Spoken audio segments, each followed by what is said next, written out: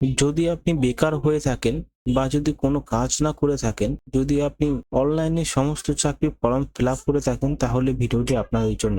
যুবশ্রী এবং যুবশক্তি একই ধাঁচে তৈরি হয়েছে, যেখানে যুব সাথী যে প্রকল্পটা রয়েছে সবাইকে ১,৫০০ টাকা করে দেওয়া হচ্ছিল, সেই ওয়েবসাইটটা এখন বন্ধ রয়েছে। কিন্তু যুবশ্রী এবং যুব সাথী দুটোই আলাদা প্রকল্প, যেখানে যুব সাথী প্রকল্পে টাকা দেওয়া হতো এবং যুবশ্রী প্রকল্পে ১,৫০০ টাকা করে দেওয়া হতো সেখানে যারা চাকরি পাচ্ছেন না। তো আজকে যুবশক্তি নিয়ে আলোচনা করবো, কারণ যুবশক্তি আরেকটা নতুন প্রকল্প যেটা যুব সাথী থাকবে না, তার জন্য ওয়েবসাইট বন্ধ করে দেওয়া হয়েছে। এখান থেকে প্রথমত তোমাদের কি করতে হবে, একটা এক্সচেঞ্জ আইডি বানাতে হবে, এক্সচেঞ্জের আইডি, যেটা আগেকার সময় ছিল এখনো আছে, যেটাকে এমপ্লয়মেন্ট ব্যাংক বলা হচ্ছে এবং এটাকে যুবশ্রী প্রকল্প বলা হচ্ছে।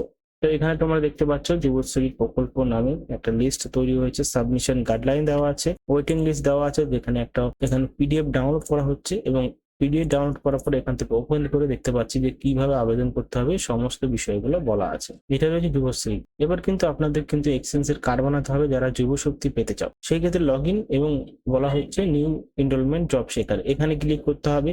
এখানে ক্লিক করার পর আই হ্যাভ রিড আন্ডারস্ট্যান্ড, এখানে ক্লিক করে অ্যাকসেপ্ট কন্টিনিউ করতে হবে। এবার তোমাদের ফিল আপ করতে হবে। এখানে নাম আর রাইট ফুল নেম, পুরো নাম লিখতে বলা হয়েছে এবং এখানে পোস্টাল অ্যাড্রেস, বাবার নাম, এখানে স্বামী বা স্ত্রীর নাম যদি তিনি বিবাহিত হয়ে থাকেন, এবং তার ডিস্ট্রিক্ট এখান থেকে সিলেক্ট করতে হবে এবং তার লিঙ্গ কিন্তু এখান থেকে সিলেক্ট করা হবে, ঠিক আছে।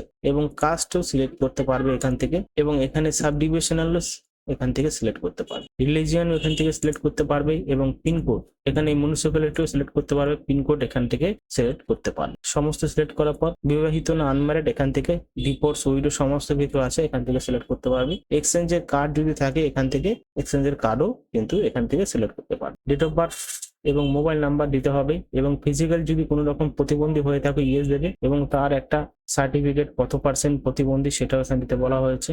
নো করে দিলাম, কারণ এখন পর্যন্ত নেই। ইমেল অ্যাড্রেস দেবেন এবং এখানে প্রাক্তন সৈনিক যদি হয়ে থাকে ইয়েস করবেন, আর যদি না হয়ে থাকে নোই থাকবে। আধার নাম্বার দেবেন, এডুকেশন কোয়ালিফিকেশন এখান থেকে দেবেন।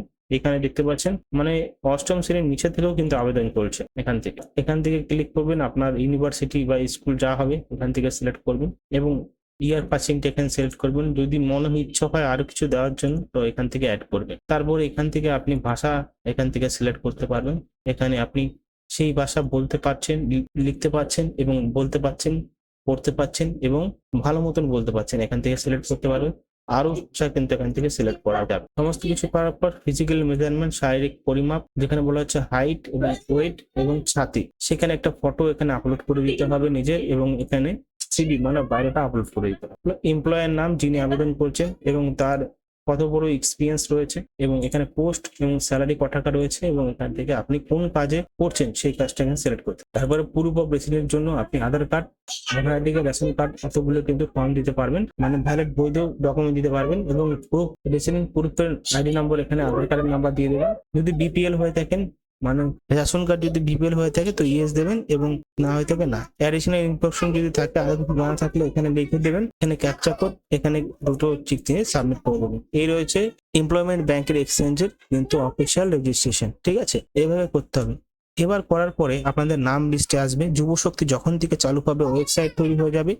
ওয়েবসাইট তৈরি হওয়ার পরে এর অ্যাকনোলেজমেন্ট চাইবে, এই অ্যাকনোলেজমেন্টের সাথে আপনাদের সাথে টাই আপ করে থাকবে, এবং যাদের যাদের অ্যাপ্রুভ দেওয়া হবে তারাই কিন্তু এই ১,৫০০ টাকা বা ৩,০০০ টাকা পেতে পারে যুবশক্তির থেকে। মানে আপনাকে এমপ্লয়মেন্টের ব্যাংকের থেকে রেজিস্ট্রেশন করার পরে ডাইরেক্টলি আপনাকে যুবশক্তির আন্ডারে চলে যেতে হবে। এবং কিভাবে আবেদন করতে হয়, যুবশ্রী প্রকল্প নিউ লেখা যে স্ল্যাশ লেখা রয়েছে সেখান থেকেও কিন্তু আপনি পুরো বিষয়টা জানতে পারবেন। আশা করি বুঝতে পেরেছেন। যুবশক্তি নিয়ে বড় একটা মনোবেদনা চলছে, তো আশা করি বিষয়টা বুঝতে পেরেছি। প্রথমত আপনাকে এমপ্লয়মেন্টের এক্সচেঞ্জের কার্ড বানাতে হবে, অতি সত্বর বানাতে হবে, কারণ এই অপশনটা নাও থাকতে পারে একটা সময়। যদি অত্যন্ত আপনার কাছে এই এক্সচেঞ্জের কার্ড আছে বা এমপ্লয়মেন্টের ব্যাংকের অ্যাকাউন্ট আছে তো লগ ইন করে আপনি তার কিন্তু বিষয়টা জেনে নিতে পারবেন।